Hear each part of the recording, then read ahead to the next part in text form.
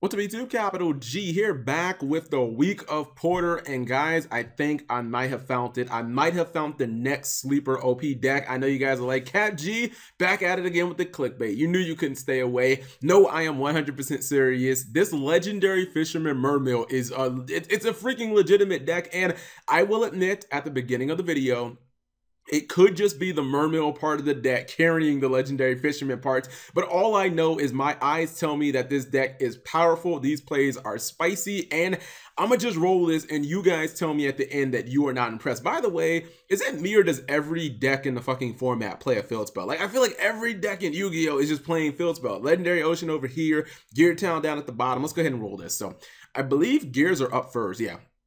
Gears are up first, and he doesn't open with the strongest play for everybody like, oh yeah, Cap, that's a real meta play. Summon Silver Gadget past turn.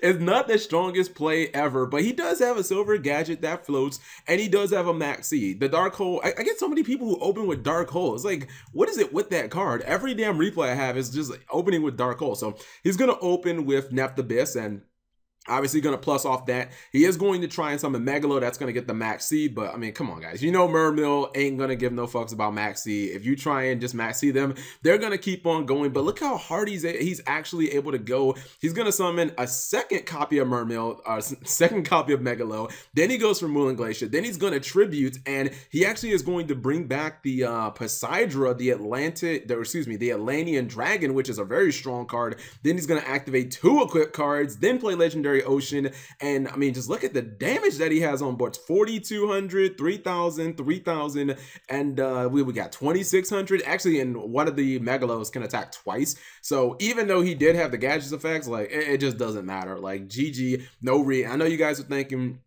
okay, Cap, like, yeah, lightning anyone can get struck by lightning, but can lightning strike twice? Can that jank deck actually win another duel, especially when the player opens a little better? Okay, let's see what's gonna happen. So this guy's playing Yang Zings, and it does look like somewhat of a pure version of Yang Zing. He has Path, and he's playing the 9 branches. Twin Twister, not so good against Mermail, basically, because they only have a couple of cards that you can hit, but he does play Legendary Ocean, so I guess you could use it on that.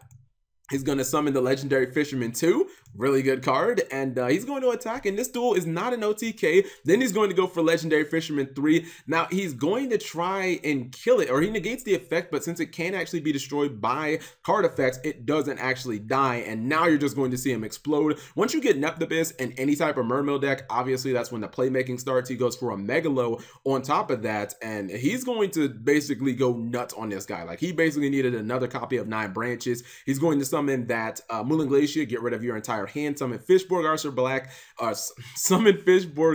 back. Then he's going to go for the Trishula play just for style points because, you know, shout outs to MegaCap. And I believe he's going to tribute the Trishula just so that he can attack twice. So he does actually OTK this turn, but it wasn't like he OTK'd during his first turn. And I don't know, man. I'm looking at this deck, and again, people probably are going to say that the Mermail side of the deck, probably Neft Abyss, carried the entire deck. But I don't know. Legendary Fisherman, some pretty strong cards, and it does give you a lot of offensive play. So if you guys want to see this deck, it will be in the description below for anybody who's interested in messing around with the deck. And I don't know. It just seems like Water is always an offensively potent deck. And if you don't have a lot of defensive cards, it's like any version of Water can just actually OTK you relatively easily.